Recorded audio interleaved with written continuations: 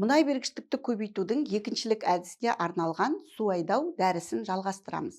Суландыру түрлерінің әдісінде ұңғылардың орналасу жүйесі назарға алынады.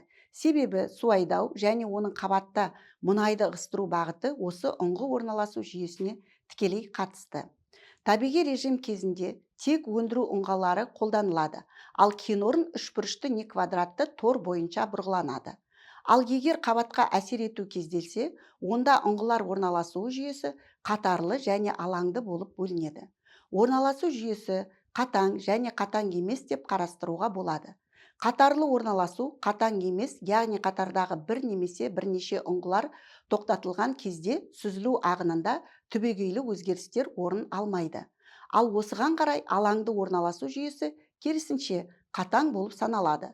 Жалпы алаңдық орналасу жүйесімен өндіруді реттеу, мұнай бергіштікті көбейту әдісімен ұңғы түбін өңдеу кезінде әсер етулердің тиімділігін сараптау жеңілірек болады. Айдау ұңғымаларын орналастыру кезінде кен орнын игерудің нақты геологиялық жағдайлары мен экономикалық көрсеткіштерін талдайды. Ұңғымалардың орналасу әр түрлі болуы мүмкін. Кенішті сызықпен, кесуден әртүрлі геометриялық фигураларға дейін көрсетілгендей, алаңды су айдау кезінде бөлу арқылы құрылған элементтердің ұңғы нүкте санына қарай көріп отырғаныңыздай 5, 7, 9 нүктелі болатыны бұған дейінде айтылған.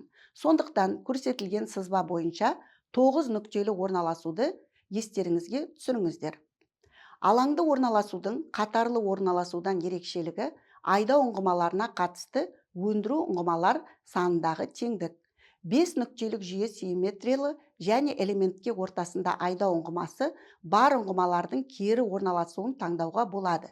Яғни айналмалы 5 нүктелік жүйе ұңғымалардың қатынасы бірден бірге орталық өндіру ұңғысы және төбелерде орналасқан бір бөлінген 4 әсерлік 4 ұңғы толық бір ұңғы қатынасты әсерін құрайды. 9 нүктелік жүйеде бір өндіруші ұңғымаға 3 айдау ұңғысы келеді де ұңғымалардың қатынасы 3-тен 1-ге бөлінген. Себебі 8 айдау ұңғыманың 4 ұңғымадан тиісінше 2 және 4 көрші элементке келеді. Ал айналмалы 9 нүктелі жүйеде квадрат ортасында бір айдау ұңғысымен айдау және өндіру ұңғысының қатынасы 1 бөлінген 3-ке болады. Үшбұрышты ұңғылар орналасу торы кезінде 4 нүктелі, айналмалы 7 нүктелі және 7 нүктелі жүйеге немесе айналмалы 4 нүктелі ие боламыз. Ұңғылар қатынасы сәйкесінше 1-ден 2-ге бөлінген және айналмалы 2-ден 1-ге бөлінген. Жүйені сипаттау үшін келесі мәндерді енгіземіз. А. Қатардағы су айдау ұңғымаларының ара қашықтығы. Д. Су айдау және өндіру ұңғымаларды қатарының аралығындағы қашықтық. Бұл мәндер әрбір орналасу жүйесі үшін өзіндік мәнге ие. Көріп отырғанымыздай, А. Қатардағы су айдау ұңғымаларының ара қашықтығы, Д. Су айдау және өндіру ұңғымалары қатарының аралығындағы қашықтық. 4 және 5 нүктелі жүйелер үшін олар 0,3 және 0,5-ге тең. Ең үлкен тиімділік 66-дан 72% аралығында.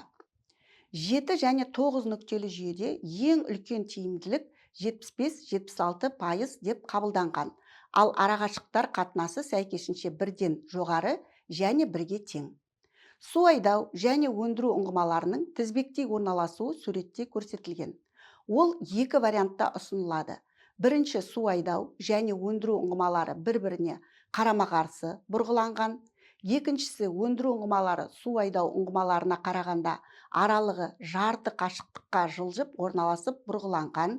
Екі жағдайда да арақашықтықтар мен ұңғылар қатынасы 1-дей және 1-ге тең. Су айдап қабаттық қысымды қадағалаудың техникасы мен технологиясы үрдісті, оның айқымын, айдау мен өнім алудың орнын толтыратын деңгейді, қорды алу мерзімін, айдау және өндіру ұңғымаларының санын сипаттайтын кейбір түсініктермен және анықтамалармен байланысты. Мұндай сипаттамалардың қатарына айдалатын су мөлшері де жатқызылады. Су айдау ұңғыларының саны нұсқаның жалпы ұзындығы және ұңғылар ара қашықтықтарымен анықталады. Ал тәулігіне әр ұңғы шығыны айдалатын жалпы судың көлемінің ұңғылар санының қатынасы. Суландыру жүйесін сипаттайтын ұңғыларға қатысты көрсеткіштердің бастысы тор тығыздығы. Тор тығыздығы аудан бойынша біркелкі. Мұнда әрбір ұңғыға бірдей аудан келеді, алайда мұнай кен орындары геолого-физикалық сипаттамалары бойынша әртекті, сондықтан көп жағдайда аудан бойынша тор тығыздығының әртүрлі шамалары қолданылады. Екінші, қор бойынша біркелкі, яғни әрбір ұңғыға өндірілетін қордың бірдей көлемі келеді. Сондықтан ұңғылар игеруден шамамен бір уақытылы шығады. Тор шамаларын таңдау кезінде әртүрлі параметрлерді ескеру керек. Мысалы, өткізгіштік төмен, ал мұнай тұтқырлығы жоғары болған сайын тор тығызырақ болу керек. Ұңғыма торын дұрыс таңдау объектіні игерудің ұтымды жүйесін негіздеуде маңызды. Маңызды көрсеткіштеріне оның тығыздығы жатады. Ол ұңғымалар арасындағы және қатарлар арасындағы қашықтықпен, бір ұңғыманың меншікті алаңымен сипатталады. Ұңғыма торының тығыздығын таңдауға кеніштің тереңдігі айтарлықтар әсер етуі мүмкін. Бір өндіру ұңғысына келетін мұнайлылық ауданы да орналасу көрсеткішігі. Академик Крылов параметрі бастапқы алынатын мұнай қорларының кеніштегі ұңғымалардың жалпы санына қатынасы болады.